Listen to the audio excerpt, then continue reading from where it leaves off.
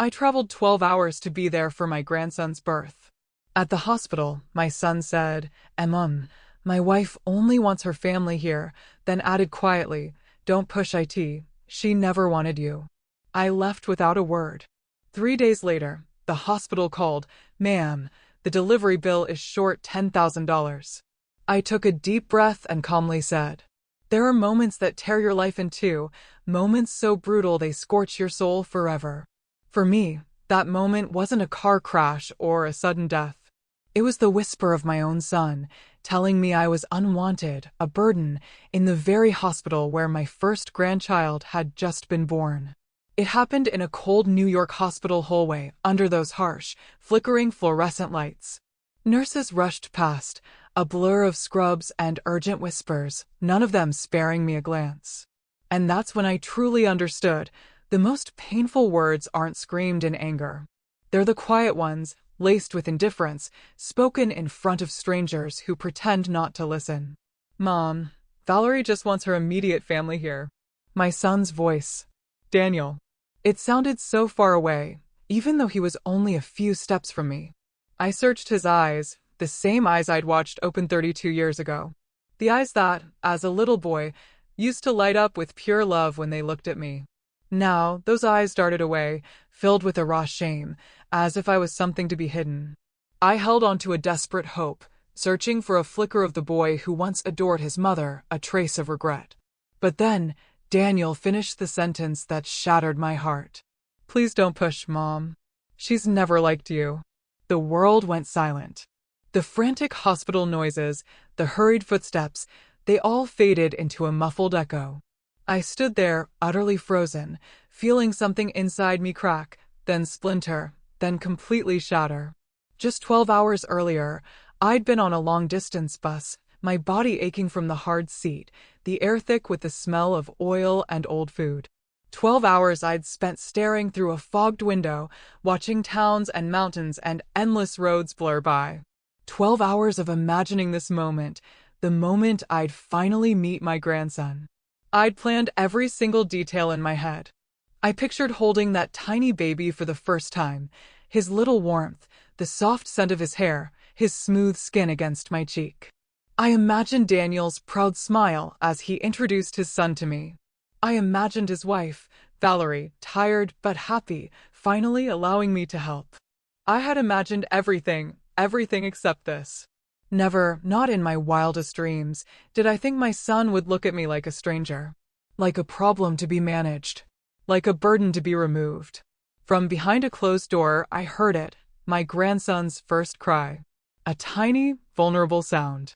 And I stood outside, a silent outsider, forbidden to step in. My mind raced back to all those nights Daniel cried as a baby.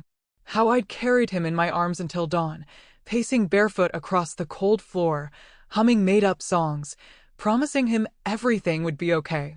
His father, Robert, would sleep soundly while I held our child until his cries softened into steady breaths.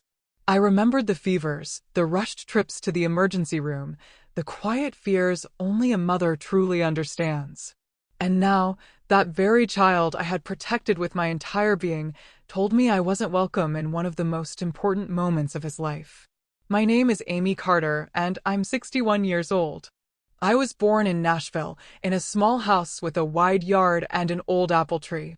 I grew up helping my mother cook, learning to bake her famous apple pies, soaking up her quiet lessons about life and love. I married at 22 to a kind, hard-working man named Robert. He wasn't a man of many words, but his heart was the warmest. We had Daniel when I was 29, and from that moment on, my life quite simply revolved around him. Then, when Daniel was just 15, our world crumbled. Robert died suddenly of a heart attack. No warning. No goodbye. He just left, quietly, like a door closing without a sound. After that, it was just the two of us. Me and my son, trying to survive. I sold our small shop, our family legacy, and took any job I could find. At night, I cleaned dental offices, my hands raw and reeking of disinfectant. In the afternoons, I worked as a receptionist, coming home with aching feet and a sore back. But I always smiled at Daniel. He was my reason for everything. And now, that same son looked at me with eyes full of distance. I stayed silent then, not because I had nothing to say. Oh, I had so much to say. But because there were too many things that didn't need to be said. I wanted to scream that I'd traveled 12 hours for him. I wanted to remind him of every single sacrifice I'd made. I wanted to ask when he had turned into this cold stranger. But I didn't. My mother once told me sometimes silence is dignity. So I nodded. I swallowed the burning tears threatening to spill, refusing to let them fall. I wouldn't let anyone see me break. I picked up my old, dark brown leather purse, the one my mother gave me when I turned 30. Carry this with you during the important moments of your life, she'd said. And she was right. That purse had been with me when Daniel was born, when he graduated, when he moved to New York to start his career. And now here it was again, witnessing my deepest humiliation. I turned away without a goodbye, without a word of congratulations. I simply walked down the long corridor of St. Mary's Hospital. The lights flickered above me, still buzzing. The air still smelled of antiseptic.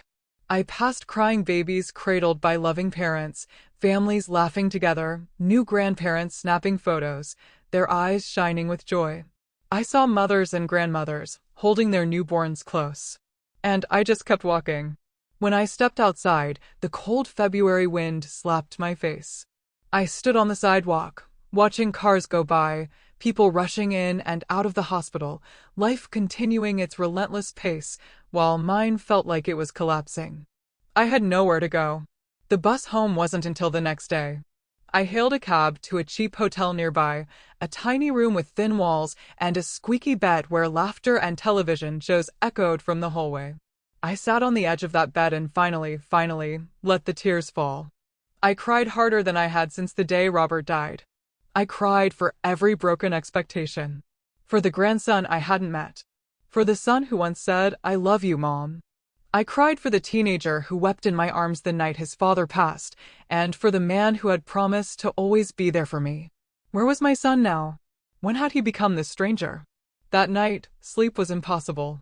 I just stared at the ceiling, listening to the distant hum of the city, replaying everything I'd lost. In the morning, I took a long, hot shower, trying to wash away the grief, but it clung to my skin.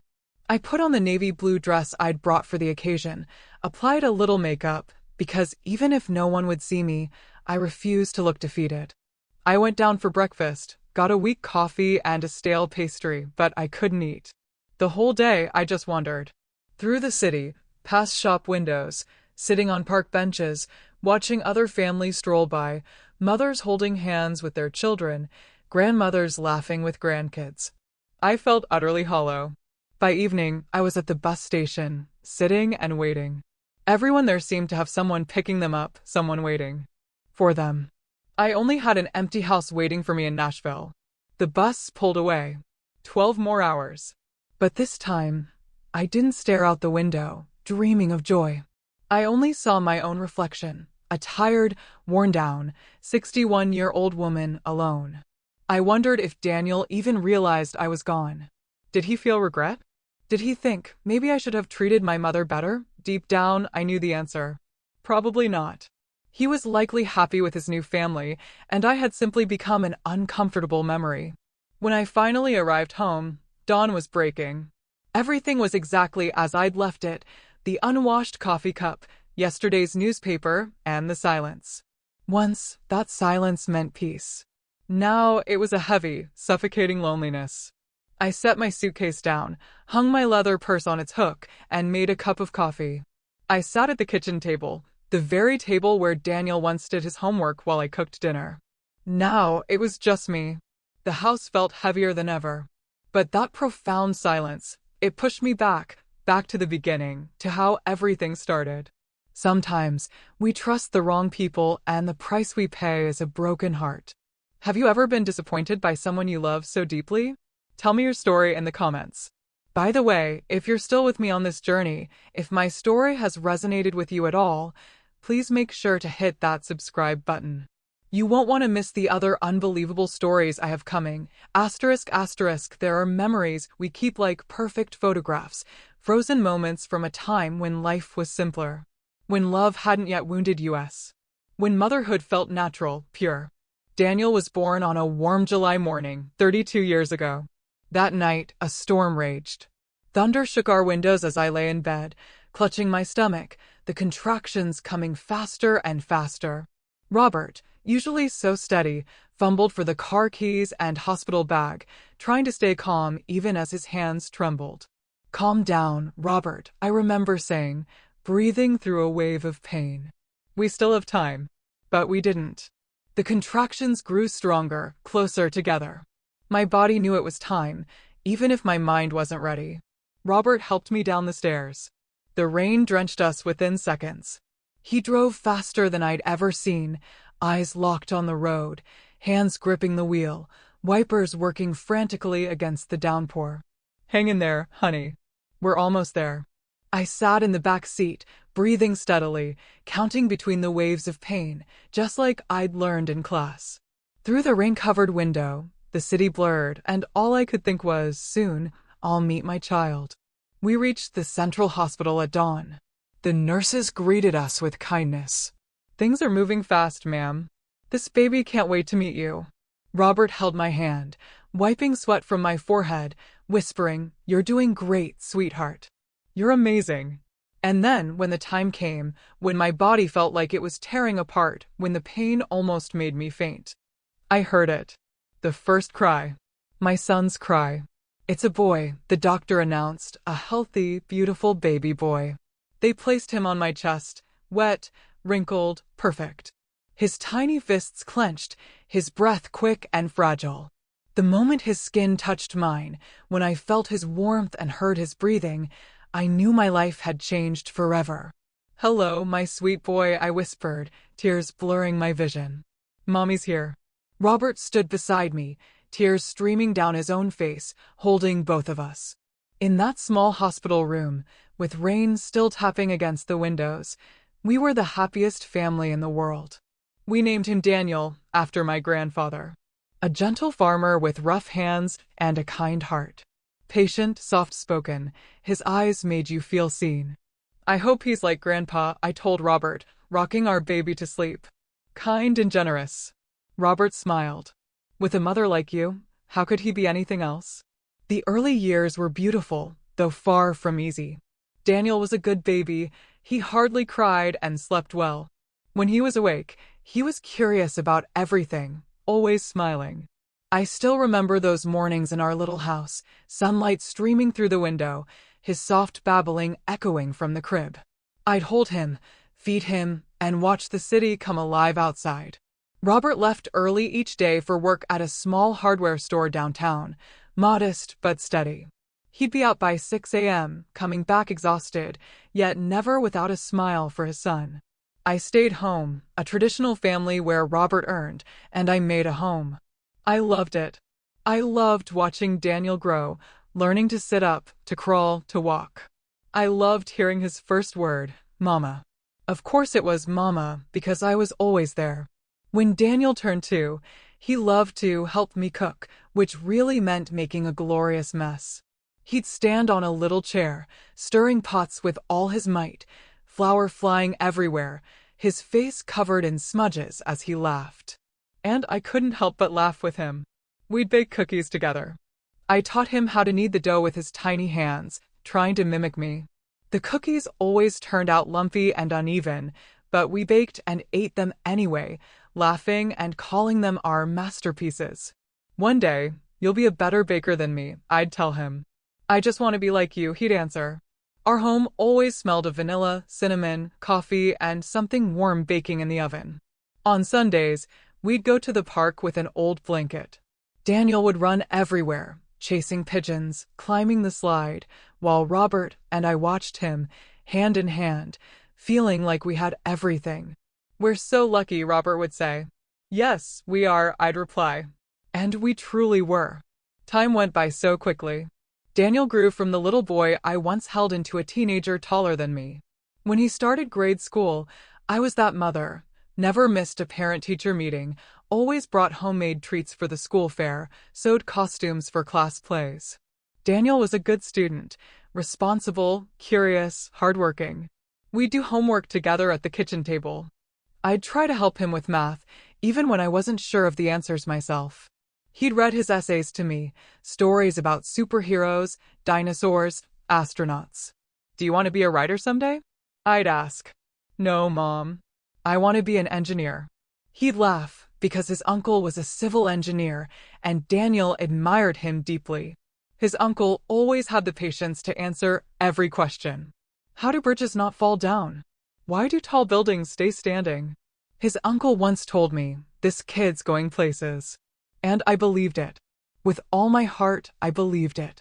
But then, when Daniel was 15, our world collapsed. Robert died suddenly of a heart attack.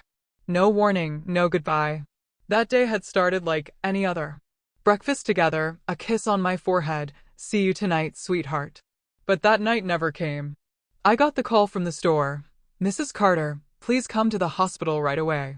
What happened to Robert? I asked, my voice barely a whisper. He had a heart attack. He's at Central Hospital. I rushed there, Daniel by my side. When a young doctor, his face drawn with exhaustion, came out, I knew before he said a word. We're very sorry. We did everything we could. Your husband passed about 20 minutes ago. Daniel gripped my hand. Mom, he choked out. I didn't know what to say. Didn't know how to make him understand that his father wasn't coming back, that our family of 3 had just become 2. They let us see him one last time. Robert lay still, his face peaceful as if asleep. Daniel stepped forward, gently touching his father's hand. Dad, he whispered, then collapsed into sobs. My son, almost a man, yet still my little boy. The days that followed were a blur. The funeral, the endless visitors, the crushing financial decisions. I had no choice but to sell Robert's hardware store. The money covered the debts and funeral costs, and what was left, I saved for Daniel's future.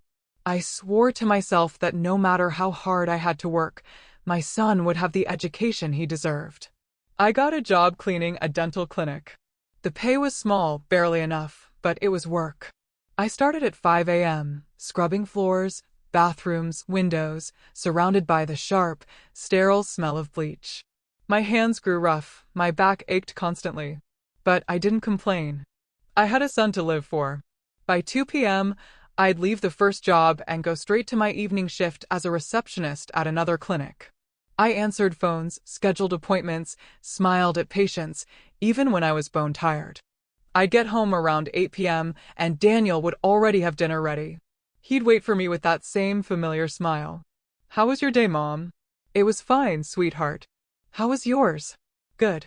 We'd eat together, talking about his classes, his friends, the little things that made up our days.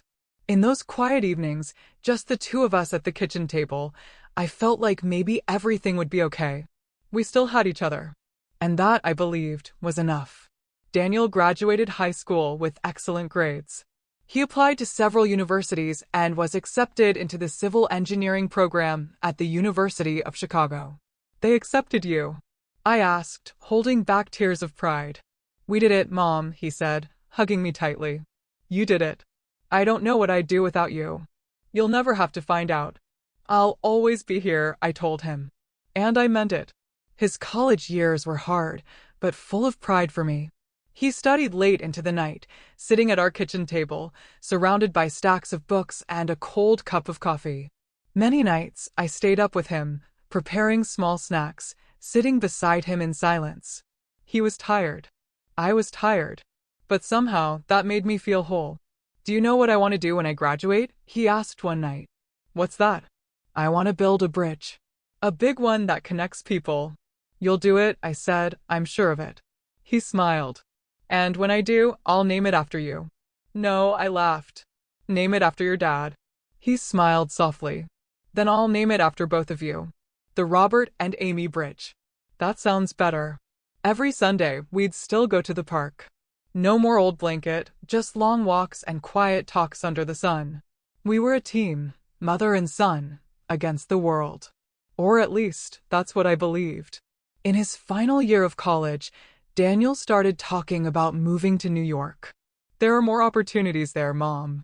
But it's so far, I whispered, my heart already aching. Not that far. Just a few hours by bus. I know I'll always support you, I told him, but I'm scared. You're everything to me. He took my hand. And you're everything to me, Mom. But I have to do this. I have to grow up. He was right. But that didn't stop my heart from breaking a little. Daniel graduated with top honors. I sat in the front row, tears streaming as I watched him receive his diploma. I thought of Robert, of how proud he would have been.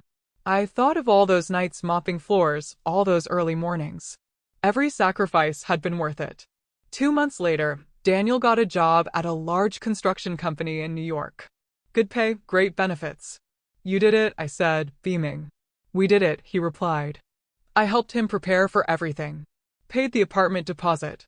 Bought furniture, office clothes. I nearly emptied my savings, but I didn't regret a single cent. It was for my son. The day Daniel left was one of the hardest of my life. I took him to the bus station, helped with his luggage, sat beside him in the waiting room. When they announced his bus, we hugged for a long time. Take care of yourself, sweetheart. You too, Mom. I'll call when I get there. Eat properly. Don't live on takeout. I know. And get enough sleep, Mom. I'll be fine. I'll miss you so much. I'll miss you too. He stepped onto the bus, found a seat by the window, and waved goodbye. I stood there, watching through the foggy glass, trying to memorize his face, trying to imprint it on my mind. The bus pulled away, shrinking into the stream of traffic until it disappeared. In that noisy station, I felt completely hollow, the loneliest I'd been since Robert's death. I took a taxi home, staring out the window without really seeing anything. When I walked through the door, the house was heavy with silence. I went into Daniel's room. His bed was neatly made, his desk cleared. Only a few mementos left, some old posters, a couple of school trophies. I sat on his bed, still smelling a trace of him, and burst into tears. Tears for my son leaving. For the empty house. For the agonizing realization that for 17 years, I had lived only for him, and somewhere along the way, I had forgotten how to live for myself. This is normal, Amy, I told myself, trying to be strong. Children grow up and leave. That's life. I tried to believe it, to feel proud, to tell myself I had fulfilled my duty as a mother, raising him until he could stand on his own. But deep down, I felt something else. The emptiness wasn't just from his absence. It was a quiet, creeping sense that something had changed forever.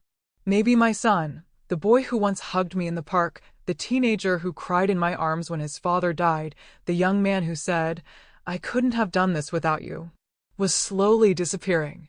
And the man growing up out there in the world would someday be someone I no longer recognized. For the first 3 months, everything seemed fine. Good enough for me to actually believe that distance wouldn't break us. Daniel called every night after work, always at 9 p.m. No matter what I was doing, I'd answer immediately. "Mom, it's me. How was your day?" "Good, sweetheart." "How was yours?" We talked about everything, his projects at work, his coworkers, the fast-paced city that still overwhelmed him. "It's huge, Mom. So many people, so much traffic, so loud. Do you like it?" "I do, but it's exhausting. Sometimes I miss how quiet Chicago was. You can always come home, you know. This house is waiting for you." "I know, Mom. Thank you." I'd tell him about my work at the clinic with Rosa, my old friend, about the weather, the neighbors, the small things in our quiet neighborhood. Those simple conversations meant the world to me. They kept a fragile thread between us alive. But weekends were the hardest. Saturday mornings, I'd wake to silence. The same silence that had once been filled with Daniel's footsteps, his music, his laughter. I'd clean the house even though it was spotless. Cook, even though it was just me. Turn on the TV without really watching. Rosa often came by on Sunday afternoons. "Amy, you need to get out more, meet new people. You can't just stay home waiting for Daniel's call." "I'm not waiting," I'd insist. "I just like the quiet." "Quiet," she'd say softly, smiling sadly. "Amy, that's loneliness." Maybe she was right, though I wasn't ready to admit it. Then, one Tuesday night, Daniel didn't call. I waited until 9:30 p.m. Nothing. At 10 p.m., I texted, "Are you okay?" An hour later, he replied, "Yes, sorry, Mom. Been really busy." "That's all right. Do you want to talk for a bit?" "I'm exhausted, Mom." "Tomorrow." "Okay, okay. Get some rest." He called the next day, but it was only for 15 minutes instead of our usual hour. "Sorry, Mom. Gotta finish something for work." "That's fine, sweetheart. I understand." And I did, at least I wanted to believe I did. Work was busy. That was normal. But then, the calls became less frequent. Every other day. Then every few days. Then just once a week. The change crept in slowly, quietly, like the tide receding. You don't really notice until you're standing on bare sand, wondering when the ocean disappeared.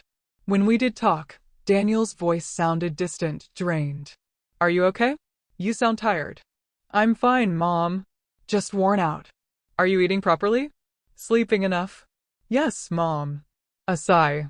"Mom, I'm fine. Just really busy." "I understand." "I don't want to bother you." "You're not bothering me," he'd say, but his voice said otherwise. I tried not to call too often, waiting for him to reach out first, but the gaps between calls grew longer. A week. Then 2. Once 18 days. 18 days waking up each morning hoping the phone would ring, checking messages over and over, wondering if I'd done something wrong, if I'd somehow made him tired of me. When Daniel finally called, I tried to sound casual. "Oh, what a surprise, sweetheart." "Hi, Mom. How are you?" His voice was light, cheerful, as if nothing had happened, as if I hadn't been counting every second. "I'm fine. And you?" "Good. Really good, actually. I'm calling because I have some news." My chest tightened. "What is it, honey?" "Valerie and I are getting married." The world stopped.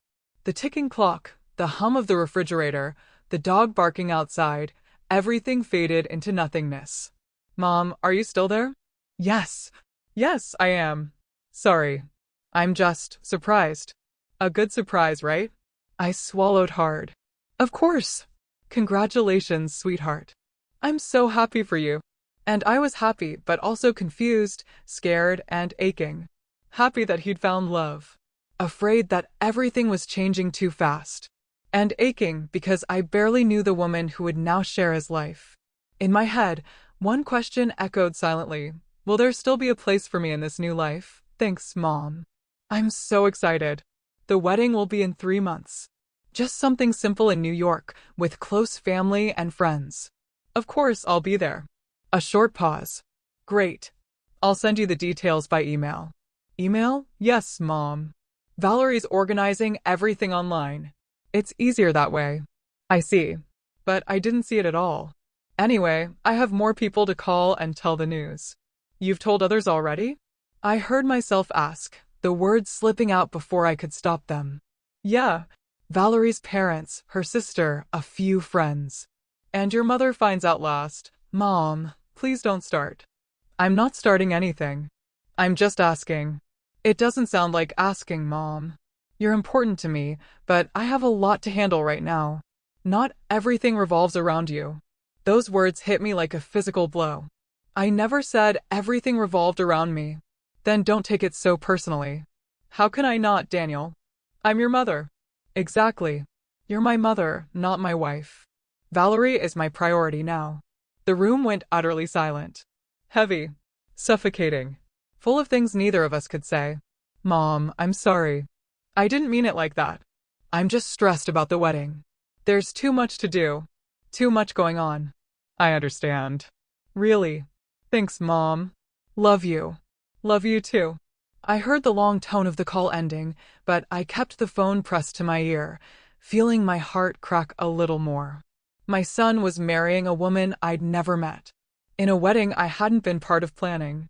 And I still had to smile and congratulate him, because that's what a mother is supposed to do, isn't it?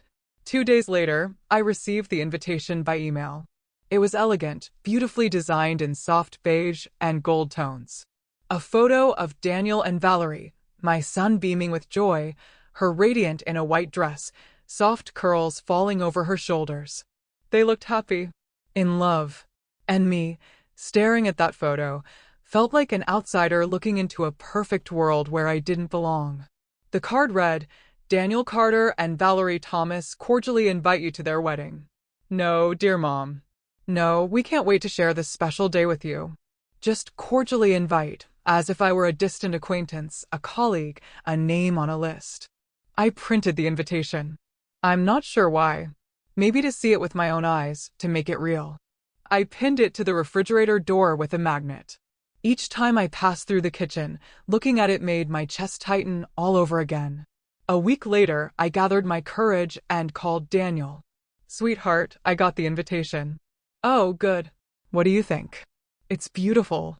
But I wanted to ask, do you think I could meet Valerie before the wedding? Maybe we could have coffee, get to know each other a little." Silence. A few seconds stretched into an eternity. "That's tough, Mom. Valerie and I are swamped. Cake tasting, flowers, photographers. Everything's chaos." "I understand. But that's why I thought I could help. After all, I am your mother." "I know. But Valerie has her own ideas. Her mom's helping a lot, too. You know how brides are. They want everything perfect." I froze. Her mom's helping, but I'm not? "You'll have plenty of time to get to know each other after the wedding, Mom, when things settle down." "All right, then. I guess I'll see you both at the wedding. But could I at least call her beforehand? It would be nice to introduce myself." Another uncomfortable pause. "I'll ask, but she's really stressed. I don't want to add more pressure." Pressure? The word stung, as if my very existence was a burden. "That's fine, sweetheart. I don't want to cause trouble." "You're not causing trouble. It's just you know." "No," I said quietly, "I don't know." "I really have to go, Mom. Talk soon." "Okay, take care." I set the phone down, and my hands were trembling. Not from cold, but from a mix of anger, pain, and utter helplessness. No matter what I said or did, I was being pushed to the very edges of my own son's life. And the worst part? He didn't even notice. Or maybe he did, and just didn't care. Days turned into weeks, then months. During that time, Daniel called only 3 times. Short, rushed conversations, each filled with reasons to hang up. I swallowed every question, every longing to be part of his life, because I didn't want to be the annoying mother. I tried to stay patient, kind, composed, even as my heart quietly broke apart. Rosa, my closest friend, came by often, trying to pull me out of the spiral of my thoughts. Movies, walks, lunch, anything. "Amy, you can't keep waiting like this. You're torturing yourself, pretending to be fine when clearly you're not." "I'm fine," I'd snap. "No, you're not. And that's okay." What's not okay is pretending. But pretending was so much easier than facing the truth. And the truth? It hurt too much. 2 weeks before the wedding, I decided I needed to buy something to wear. After all, I was still the mother of the groom. I went to the mall, walking from one store to another, trying on dress after dress, blouse after blouse. None of them made me feel the way I wanted to feel, important, valued, like a mother of the groom should feel. Every dress made me feel smaller, dimmer. In the end, I chose a simple navy blue dress, elegant enough, appropriate for a regular guest. I bought a new pair of shoes and stopped by the hair salon. "Special occasion?" the stylist asked. "My son's wedding." "Oh my, that's wonderful. He must be thrilled to share that day with you." I smiled. "I suppose so." A gentle lie, because lying to strangers is easier than admitting the truth. The day before the wedding, I took another long-distance bus to New York. 12 hours. But this time, there was no excitement, no anticipation, just a heavy sense of dread.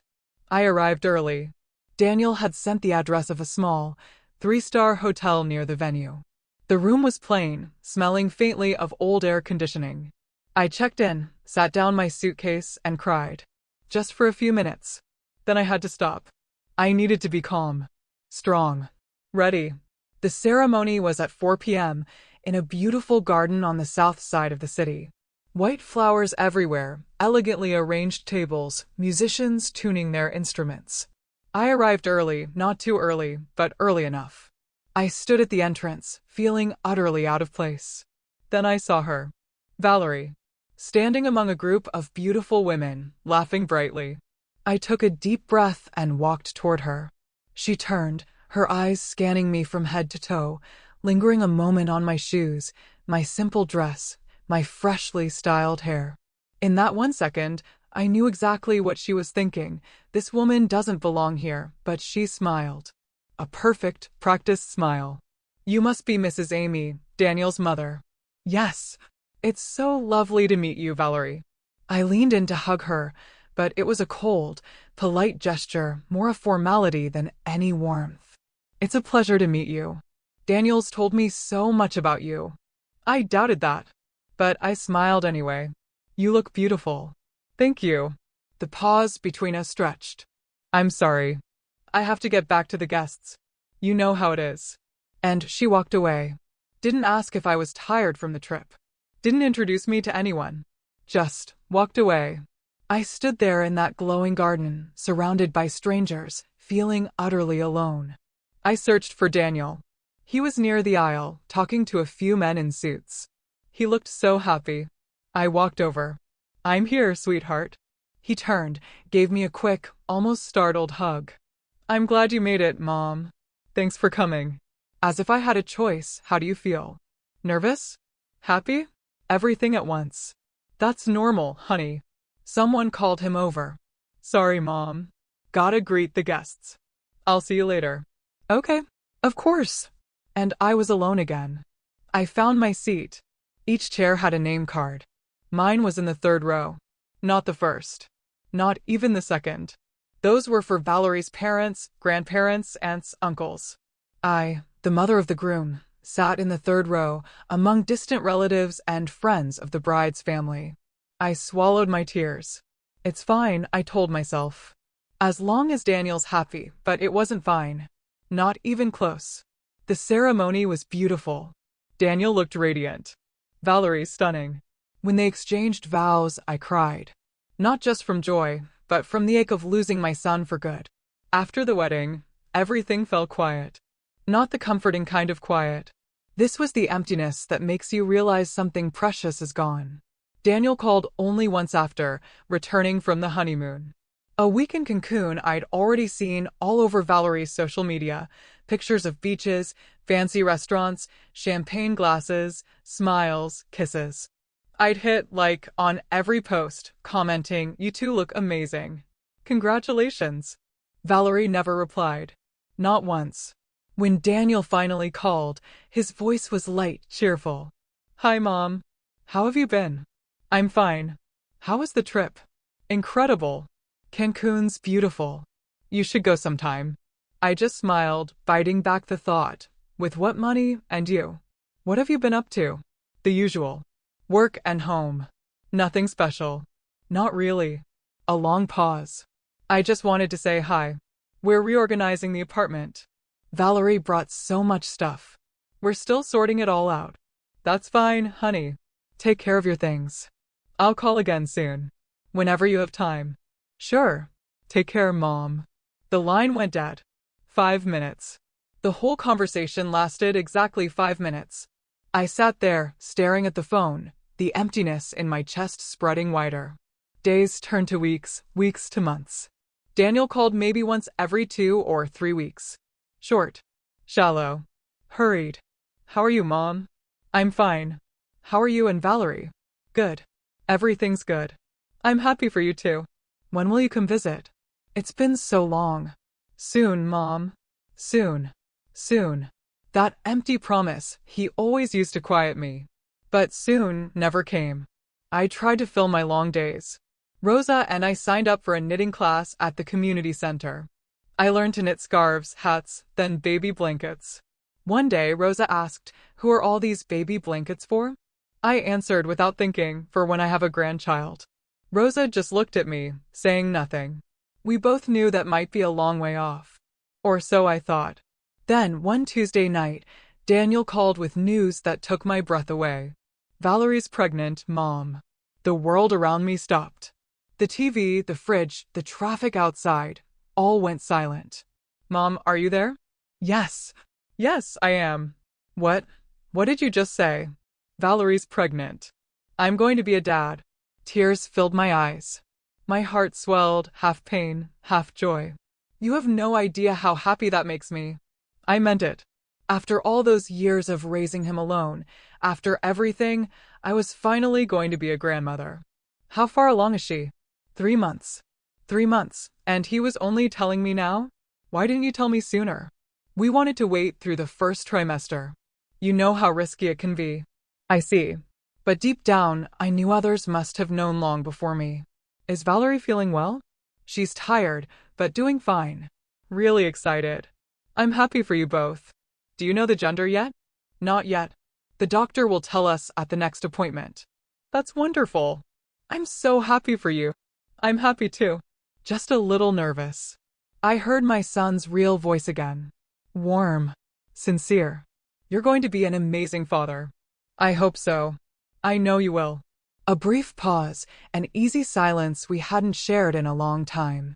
Thanks for always being there, Mom. I couldn't hold back my tears anymore. I'll always be here, Daniel. Always. We talked for a while longer. He told me about fixing up the baby's room, about names they were considering. After hanging up, I sat and cried again, but these were tears of happiness. I believed this baby would bring my son back to me, that I'd finally get to be a grandmother in every sense of the word. I was so naive. The days that followed were the happiest I'd had in months. I shared the news with Rosa, with my coworkers, with the ladies in my knitting class. I'm going to be a grandma. Everyone congratulated me, hugged me, shared my excitement. I started knitting a baby blanket, blue for a boy, pink for a girl, finally settling on yellow just to be safe.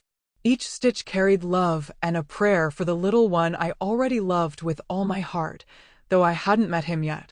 A few days later, I called Daniel. Sweetheart, I'm knitting a blanket for the baby. That's wonderful. Thanks, Mom. Can I make a hat and tiny booties too? Do whatever makes you happy, Mom. Is Valerie there? Let me talk to her. I want to congratulate her. Silence. She's resting, Mom. I'll tell her to call you. Promise. Promise. But Valerie never called. I sent her a message on Facebook. Congratulations, Valerie. I'm so happy to be a grandma soon. If you need anything, I'm here. The message was read, but no reply. A week later, I tried again. How are you feeling, sweetheart? Sending hugs. Again seen, then silence. I told myself she was tired, busy, but I knew the truth. I called Daniel again. Sweetheart, I messaged Valerie, but she didn't answer. She's fine, Mom, just tired. Tell her to call me for a minute. I just want to check in. Valerie's not big on phone calls, Mom. She prefers texting. But I texted her and she didn't respond. She's sensitive lately. It's the pregnancy. Another excuse. There was always an excuse keeping me away. Time passed, and the only way I could follow Valerie's pregnancy was through Facebook. She posted photos of her growing belly, tiny baby clothes, the nursery. It was a boy. They were naming him Matthew. Matthew, my grandson. I commented under every post. So adorable. Can't wait to meet you, little one. Love you both so much. Valerie never replied, though she answered everyone else's comments. I tried convincing myself I was imagining things, that I was too sensitive, but it was hard to deny the truth. I sent them a package, the blanket I'd knitted, a soft teddy bear, and a handwritten card. To my future grandson, Grandma can't wait to meet you. I love you more than words can say. 2 weeks later, Daniel texted, got the package, Mom. Thanks. The blanket's beautiful. That was it. No photo of Valerie holding it. No, thank you from her. Nothing. I called back. Did Valerie like it? Yeah, Mom. I told you. I just thought she'd call to say thank you. Mom, she's not really the expressive type. Not even a message. She's exhausted, Mom. Pregnancy's been tough. The same lines again. And how about you?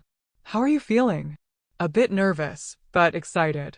Valerie and her mom are taking prenatal classes. I froze. Valerie and her mom, not me. I go when I can, Mom. Work's busy. I wanted to ask why Valerie's mother got to be part of everything while I was left out, but I didn't want to sound jealous. So I stayed silent. Sweetheart, when Matthew's born, I'll be able to visit, right? I shouldn't have needed to ask. Of course, a grandmother has that right. But I knew things weren't that simple. Of course, Mom. When exactly? Probably after the birth. I think Valerie should rest first. I understand. But after that, I can come meet him. Right? Definitely, Mom. We'll figure it out. Asterisk, we'll figure it out. Asterisk, which I knew meant, don't count on it. All right, Mom. Valerie's calling me. Tell her I said hi. Sure. Take care, Mom. I hung up, staring at the old photos pinned to my fridge. Daniel as a newborn, his first day of school, his graduation. I thought of the baby I once held in my arms, now a grown man, slowly pushing his mother out of his life. 32 years of love and care, now replaced by distance and silence. That afternoon, Rosa came by. How's Daniel? He's fine. Valerie's pregnant. That's wonderful. When's she due? 3 months. Have you made plans to visit?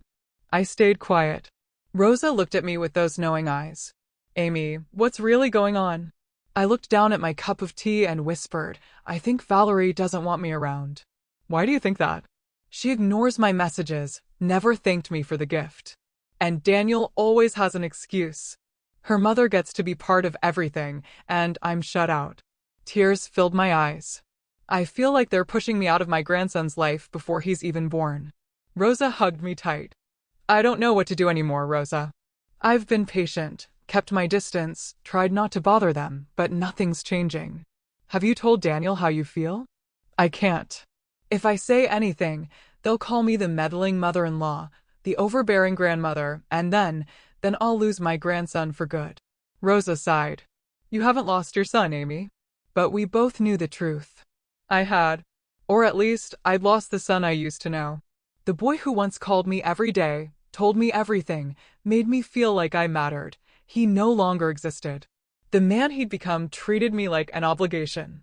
A task to manage. A problem to solve. 2 weeks before my grandson was due, I gathered all my courage and called Daniel. Sweetheart, I need to talk to you. What's wrong, Mom? I want to be there when Matthew is born. Silence. Mom, we've talked about this. No, we haven't. You just said, we'll see, but I need to know for sure now. I need to plan. Buy tickets. I don't think that's a good idea, Mom. The floor seemed to drop beneath me. Why not? Valerie's under a lot of stress. The doctor said she needs peace and quiet. Are you saying my presence would stress her out? No, it's just, she doesn't want too many people around. Too many people? I'm your mother. I'm the baby's grandmother. I know, Mom. But what? I could hear Valerie's voice faintly in the background. Mom, let's talk about this later. No, Daniel, please just tell me the truth. A long silence followed. Valerie thinks maybe it's better if you wait a few days. Let us settle in first. And what do you think? I have to support my wife, Mom. She's the one giving birth. The one who needs rest right now. I wouldn't hurt her, Daniel. I never said you would. Then why can't I come? Because she needs space, Mom. Why can't you understand that? His voice turned sharp, defensive. I understand, but I don't understand why Valerie's mother can be there and I can't. Because that's her mother and you're mine. It's different. Different how? It just is, Mom. Daniel, please, Mom, don't make this harder.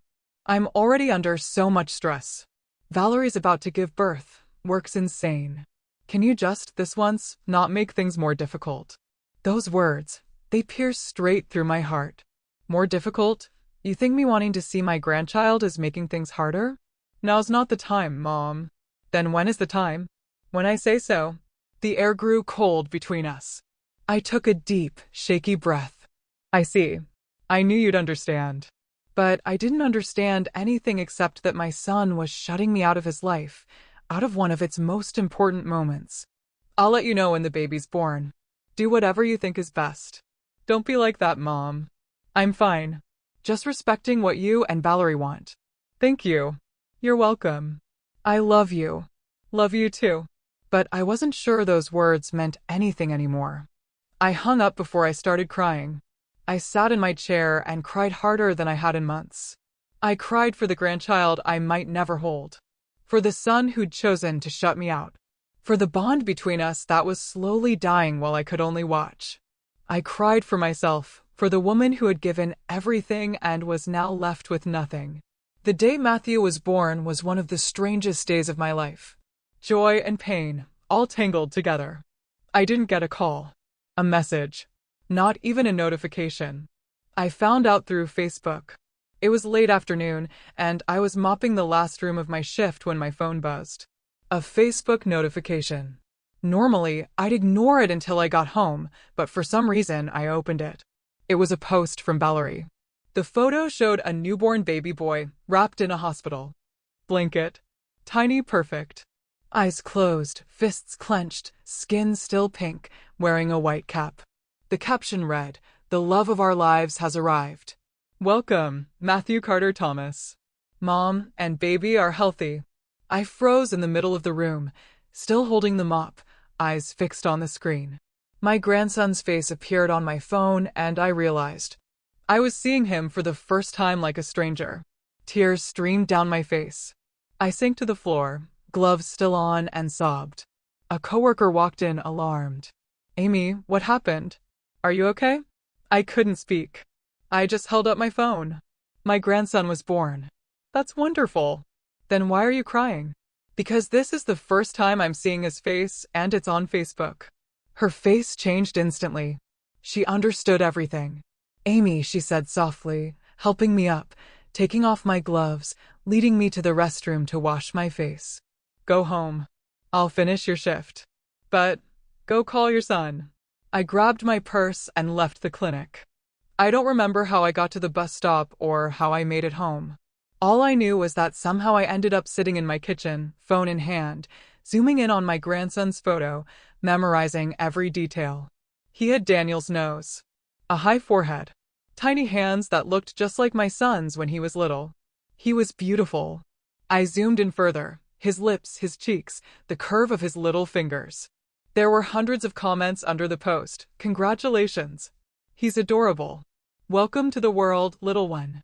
I didn't comment. I didn't know what to say, or if I even had the right to say anything when I'd been excluded from the moment. Then I saw a comment from Valerie's mother. "My beloved grandson, Grandma loves you with all her heart. Welcome to the world." So she had been there, in the delivery room, beside Valerie. Maybe even the first to hold Matthew. Everything I had dreamed of doing. I scrolled down. Friends, coworkers, relatives, all congratulating them. Everyone knew. Everyone was celebrating. Everyone except me, the grandmother who found out last. I waited. 1 hour. 2 hours. 3. Staring at my phone, waiting for Daniel to call, to text, to say just one sentence. "Mom, my son is here," but the screen stayed silent. By 8 p.m., I couldn't take it anymore. I called him myself. 6 rings before he answered. "Mom." His voice sounded tired, but happy. I saw the picture. "Congratulations, sweetheart." "Oh, thanks, Mom. Is Valerie okay?" "She's fine. Exhausted, but good. It was a long labor, but everything went well." "I'm so glad. Matthew's beautiful." "Thank you." Silence. He didn't mention how I found out. Didn't apologize. Didn't explain. Nothing. "Daniel, why didn't you call me?" I heard him sigh. "I'm sorry, Mom. Everything happened so fast. Valerie went into labor early this morning. We rushed to the hospital. By afternoon, she delivered. And then we had paperwork and settling into the room. But you still had time to post on Facebook." That was Valerie. She had time to post. "But you didn't have time to call your mother." My voice came out sharper than I meant. "Mom, please don't start.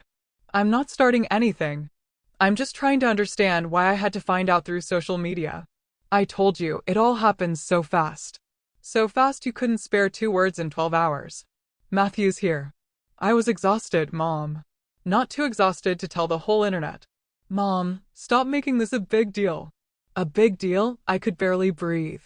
"Daniel, I'm your mother. Matthew's grandmother. I'm not some stranger online. I deserve to know first." "You're right. I'm sorry. I should have called, but it's done now. You know, Matthew's healthy. Everyone's fine." His apology sounded hollow. "Can I come see him?" The question slipped out like a plea. Mom, we've talked about this. No, we haven't. You said to wait, but now the baby's here. I don't need to wait anymore. Valerie needs to rest. I won't bother anyone. I just want to see him for a few minutes. Now's not the time. Then when is? I don't know, Mom. Give us a few days. Daniel, he's your son. He's my grandson. Please, just respect that. I do respect you, Mom, but you can't come right now. Why not? Because Valerie doesn't want visitors. And there it was. He'd finally said what I'd known all along. She doesn't want me, even her mother was welcome. She only wants close family around. I am close family, Daniel. I said it softly, but my voice trembled with unshed tears. Valerie's family, her parents, her sister, they were close family. I was not. Mom, enough. I don't want to argue. Just give me some time. I'll tell you when you can visit. My eyes burned, but I held back my tears. I wouldn't cry on the phone. All right, Daniel. Thanks for understanding. But I didn't understand a thing. Take care of yourself, son. You too, he said, then hung up. I sat in the kitchen, still holding the phone, feeling the world crumble around me. Over the next 2 weeks, I followed my grandson's life through Facebook. Valerie posted every day, Matthew sleeping, yawning, his tiny hand wrapped around someone's finger, lying in his crib, nursing. Each photo looked like it belonged in a magazine. In some, that other woman, Valerie's mother, appeared. One picture showed her holding Matthew, beaming with pride. The caption read, "With the best grandma in the world. Thank you, Mom, for being here from day one. I couldn't have done this without you." I stared at that picture for hours. That grandmother got to hold him, be there, be beloved and appreciated. And I sat hundreds of miles away, staring at a screen, invisible, unnecessary, forgotten. At first, I still left comments, so precious. Grandma loves you. Wishing you all the best. Valerie never replied, though she responded to everyone else. After a few days, I stopped. What was the point? Even my presence online wasn't welcome. Rosa, my best friend, started coming over almost every day. She'd always find me sitting at the kitchen table, eyes glued to my phone, staring at photos of a child I wasn't allowed to touch. Amy, this isn't healthy. I know. Have you talked to Daniel? He told me to be patient. Said I'd get to meet the baby soon. It's been 3 weeks. I know. And you're just going to sit here and wait? What else can I do? You can speak up, set boundaries. Tell him this isn't fair. If I do that, they'll shut me out completely. Amy, they already have. What else can they take from you? She was right. But I was still afraid of losing whatever little I had left. By the 3rd week, I decided to try one more time. I texted Daniel, "Sweetheart, it's been 3 weeks. Please let me come see Matthew. I promise I won't be a bother. I just want to hold him once, that's all." It took him 4 hours to reply. So, let me talk to Valerie. 2 days later, another message, "You can come this weekend, but just for 1 day. Valerie's still recovering and doesn't want too many visitors. 1 day, just 1 day to meet my grandson." But it was better than nothing. Thank you, sweetheart. I'll be there. I booked the bus ticket that same night. The trip would take all night, and I'd arrive early Saturday morning. I packed a small bag. Even if I was only staying for a day, I picked out a nice pair of slacks, a light blouse, and flat shoes, comfortable but neat. I wanted to look put together. To show Valerie I wasn't some shabby old woman, that I was someone respectable, someone worthy of dignity. I brought a few gifts, a pale blue outfit embroidered with tiny bears, a new knitted blanket with Matthew stitched on it. And inside my purse, I placed an old photo of Daniel at 5 years old, hugging me in the park. I didn't know why I brought it. Maybe because I needed something to remind me of the son who once loved his mother. Friday night, I boarded the bus. 12 hours staring out the dark window, imagining the moment I would finally hold my grandson. See his tiny face.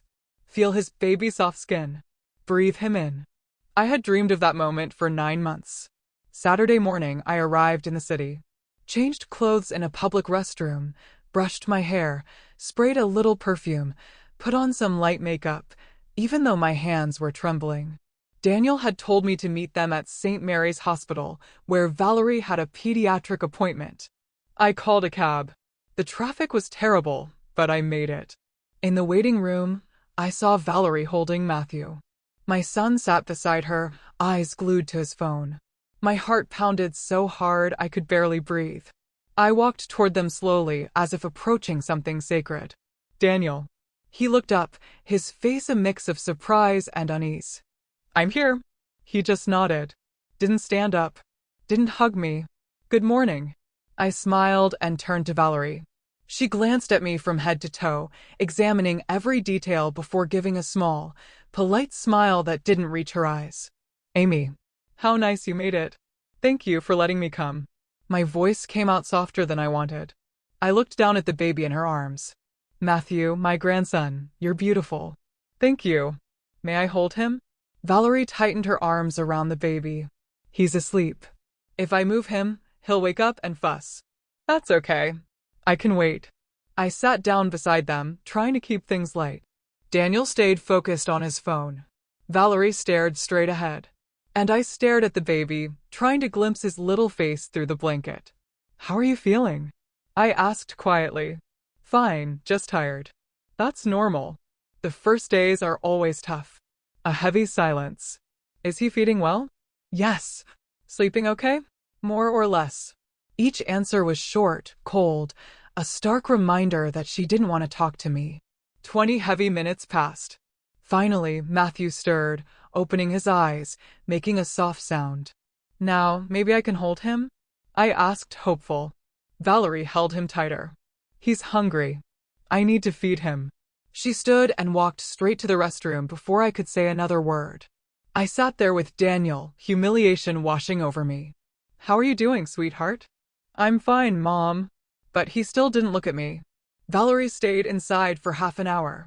When she came out, the doctor called their name.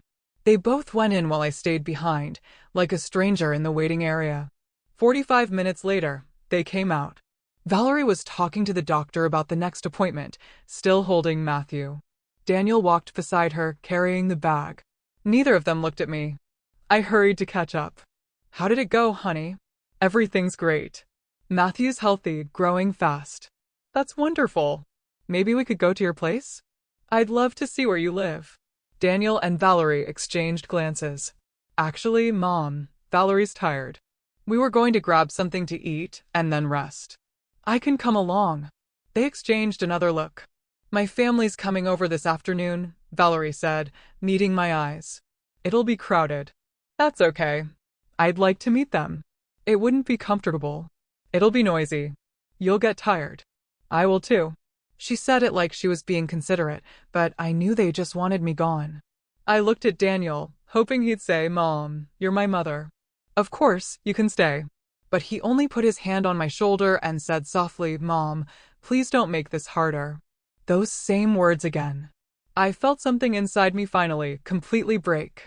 All right, I answered, my voice strange even to myself. I understand. Really? Daniel said, relieved. Yeah, thanks, Mom. I knew you'd understand. We stopped at a cafe near the hospital. I ordered a sandwich I couldn't swallow. The conversation was stiff, awkward. Valerie nursed the baby at the table, pulling a blanket over her shoulder. I turned my head to give her privacy, though all I wanted was to look at the child. An hour later, Daniel checked his watch. Mom, it's getting late. We'll take you to the bus station. I had traveled 12 hours, met them for 2, and now they were sending me back. So soon. Valerie needs to rest before her family comes over. I nodded. Outside, Daniel hailed a taxi. And it was in that cab that I finally held my grandson. 5 minutes. Just 5 short minutes. Valerie handed Matthew to me hesitantly, as if afraid I might drop something precious. I took him in my trembling arms. His tiny body was soft and warm, smelling faintly of milk. His eyes were closed, lashes long and curled, cheeks round, lips softly sucking even in sleep.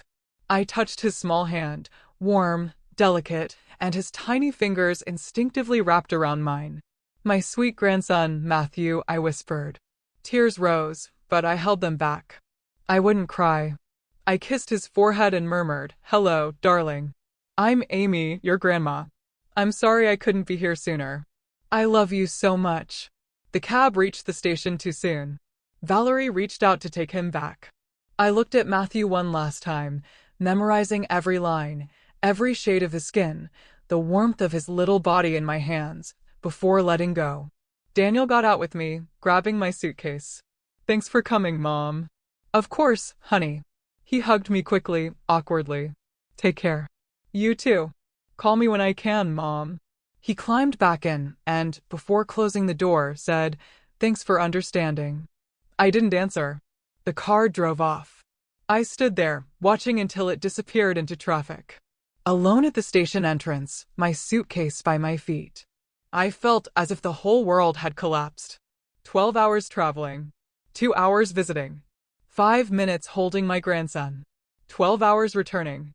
And inside me, a pain so real, so sharp, it felt like someone had opened my chest and taken out the most vital part. I went inside, bought a bottle of water I couldn't drink, sat on a plastic bench waiting for the bus, and pulled out my phone. Valerie had just posted a new photo. Breakfast at the cafe. She and Daniel were smiling, Matthew asleep between them. The caption read, "A perfect morning with the ones I love." I wasn't in the picture. As if I had never been there. As if I had never existed. And right there, in that crowded, noisy bus terminal, I finally understood everything. They didn't want me in their lives. Valerie would never accept me. And Daniel had made his choice. My son had chosen to erase his mother. The bus arrived. I boarded, found a window seat. During the long ride home, I didn't cry. I didn't even look outside. I just took out the old photo of Daniel at 5 years old, hugging me in the park, and stared at it for hours. I tried to remember when everything had changed. When the boy who once needed his mother became the man who saw her as a burden. When love turned into obligation. When I became invisible in his eyes. I got home at dawn, the first light slipping through the taxi window. The house was exactly as I'd left it, quiet and empty. I set down my suitcase, hung my purse by the door, and sat at the kitchen table, the same table where Daniel and I once shared meals. Laughter and even tears. I made a cup of coffee, not because I was hungry, but to fill the silence. And right there, in that familiar kitchen, sipping the bitter coffee, my life changed. The phone rang. A strange number from New York. My heart tightened. Maybe Daniel. Maybe he regretted everything and wanted to apologize. I picked up. "Hello. Is this Mrs. Amy Carter?" It wasn't my son's voice. It was a woman's professional, detached tone. "Yes. Speaking." "Good morning, Mrs. Carter. I'm calling from the finance department at St. Mary's Hospital." My blood turned cold. "We need to clarify payment for Mrs. Valerie Thomas's delivery bill. Your daughter-in-law," she continued, "insurance covered most of the charges, but there's a remaining balance of $10,000 for the private room, special medication, and additional procedures. Your son, Mr. Daniel Carter, listed your phone number as the emergency contact for payment. Emergency contact for money. He hadn't called me in 3 weeks. Hadn't let me near when my grandchild was born. Had given me only 2 hours to visit and 5 minutes to hold him. But he'd given them my number to collect the bill. Mrs. Carter, are you still there?" I breathed slowly, my heart pounding. Everything rushed back. The years of cleaning houses from dawn to pay his school fees. The sleepless nights when he was sick. The store I sold so he could go to college. Every drop of sweat, every tear, every sacrifice that put him before myself. I thought of how he'd treated me, how he'd pushed me away. Humiliated me again and again. And now, another humiliation, turning me into an ATM. As if money were my only worth. "Can you make the payment this week?" the woman asked briskly. I took a deep breath. Something inside me shattered, but not from pain. From awakening. "Mrs. Carter, we need a response. Otherwise, we'll have to start legal procedures, which could affect your son's credit." My voice came out calm. Steady. Clearer than ever. "I don't have any family in New York." A pause. "I'm sorry, but according to our records, you're the mother of patient Daniel Carter." "Then your records are wrong." "That's impossible, ma'am." Your son provided this information himself. I cut her off. My voice was unfamiliar even to me. Then he made a mistake. I don't have a son named Daniel Carter. I don't have any family in New York, and I have nothing to do with the bill you're calling about. But ma'am, goodbye. I hung up. I set the phone down on the table. My hands were shaking, my heart pounding. But I felt something. Something I thought I'd lost. Strength. Control. I felt myself returning to myself. For the first time, I said no to my son. And nothing fell apart. The sky was still blue. I was still breathing. 3 days passed, and Daniel didn't call. 3 days of complete silence. I didn't turn my phone back on after that call. I left it on the kitchen table, powered off, a silent reminder of the choice I had made. On the second day, Rosa stopped by. Have you talked to Daniel? No. Maybe he'll call when the hospital tells him I didn't pay. And when he does. I didn't know. But I did. I just wasn't ready to say it out loud. On the third day, I turned my phone back on. 27 missed calls. All from Daniel. 15 messages, starting urgent, then desperate, then angry. The first, Mom, I need to talk to you now. Please call me. The third, Mom, the hospital said you refused payment. What's going on? The seventh, Mom, this is serious. Call me back. The 10th, I can't believe you did this. Call me now. The last, Valerie was right about you. You're always selfish. I read that word again and again. Selfish, the woman who worked 2 shifts for years. The woman who sold her late husband's store to send her son to college. The woman who scrubbed floors, reeking of bleach, so her child could have a future. Now I was selfish. There were 2 voicemails. The first was strained, almost pleading. Mom, please call me. The hospital's pressuring us. I don't understand why you told them you have no family here. What did you mean by that? Please call me. The second was cold. Never mind. We'll find another way to pay. But you should know this says a lot about you after everything we've been through. I can't believe you do this when we need you most. Valerie was right. You've always tried to control me with money, but it won't work this time. I didn't call back. I didn't respond. The next week, Daniel kept calling, less often, but still trying. I stayed silent until I received an email. The subject line read, "We need to talk." I opened it and read slowly. Mom, I don't understand what's happening. I don't understand why you're not answering. I don't understand why you told the hospital you have no family here. Do you know how embarrassing that was for us? Valerie cried. She felt humiliated when the hospital contacted her directly. We just had a baby. We're trying to adjust, and you do this.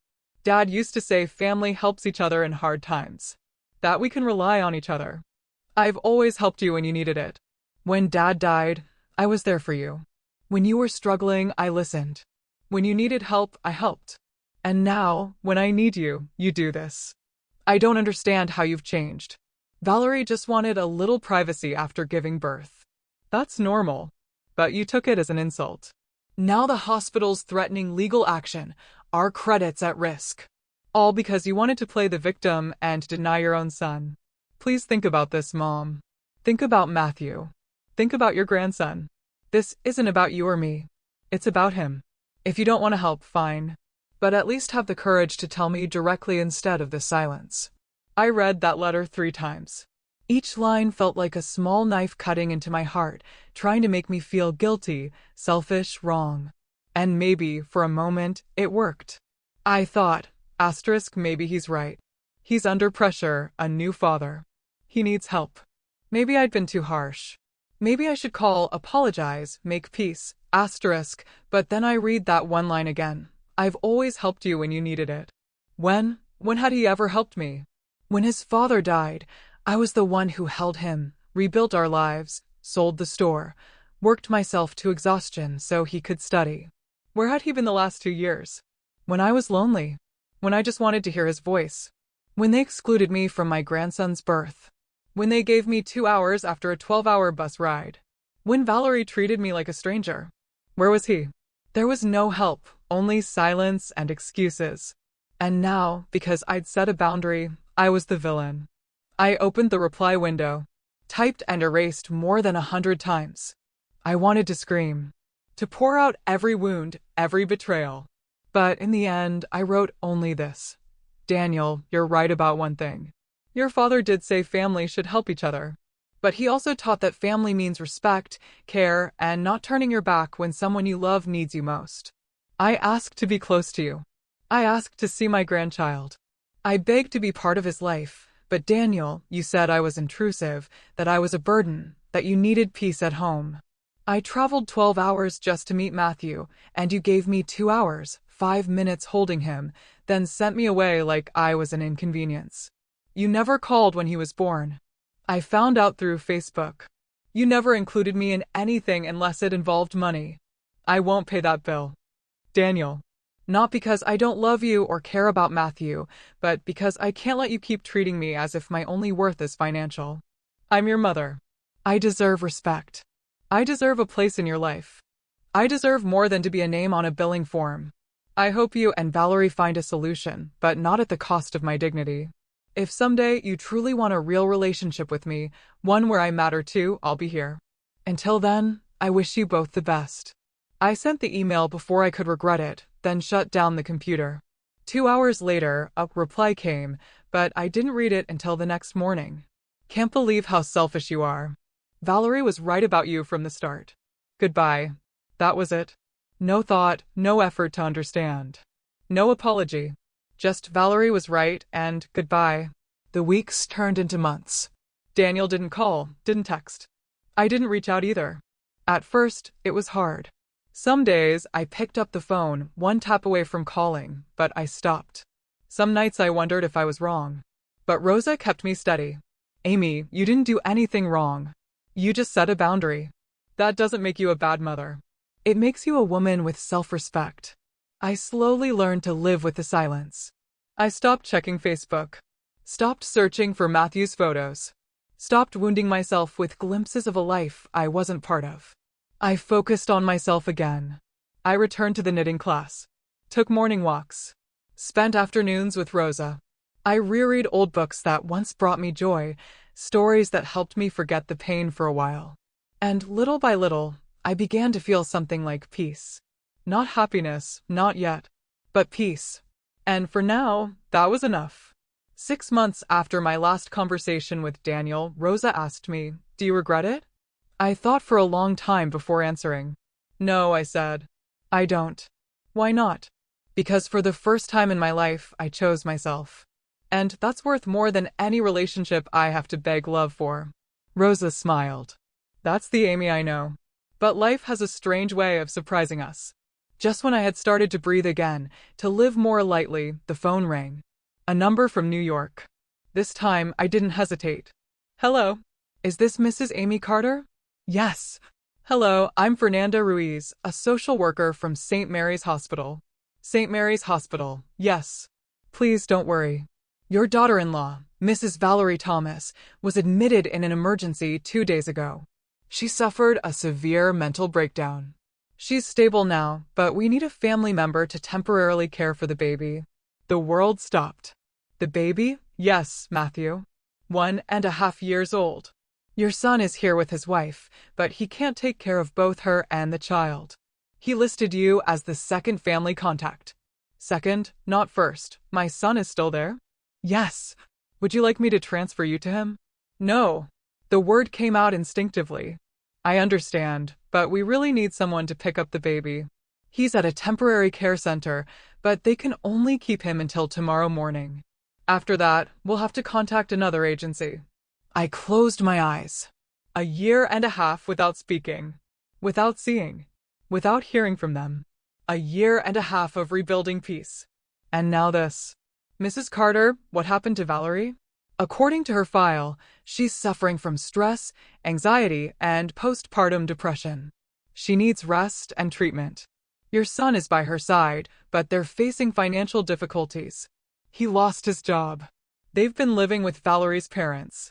Tensions have been rising, and now everything has collapsed. You're their last option."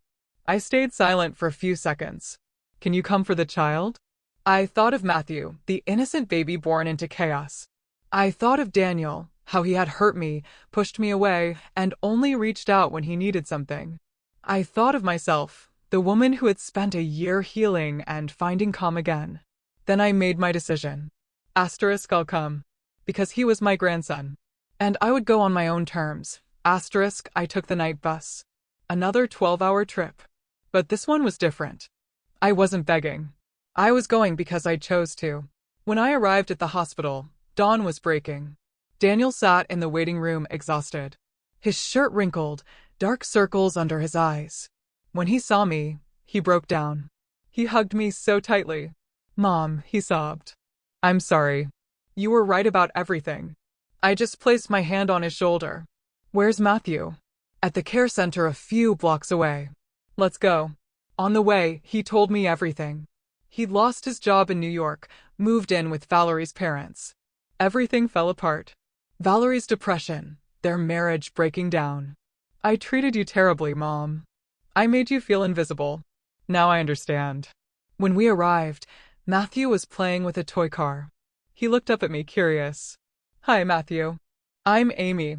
I stepped closer. He hugged me. Small. Shy. And in that moment, something inside me healed. In the months that followed, I took care of Matthew while Valerie received treatment and Daniel worked temporary jobs. I lived in their small apartment, cooking, cleaning, caring for my grandson. 2 weeks later, Valerie was discharged. When she saw me, she burst into tears. "I'm sorry. I was scared. Scared I wasn't good enough. Scared you'd judge me like my own mother did." "That's in the past," I said softly. "No, not yet. But I want to make it right. Please give me a chance." I gave her that chance. It wasn't easy. There were painful talks, many tears. But we learned to rebuild. Not perfectly, but honestly. Daniel learned that a marriage can't survive by cutting out family. Valerie learned that fear and pride can destroy everything. And I learned that my worth doesn't depend on how much others need me, but on whether they respect me. Life has its own way of restoring balance. Daniel, who once pushed me away, thinking he was protecting his happiness, nearly lost everything. His job, his home, his pride. He realized that shutting out those who love you only leaves you lonelier. Valerie, who once saw me as a threat, crumbled under the weight of her own pride. She learned that perfection is impossible and that the help she once rejected was the very thing she needed most.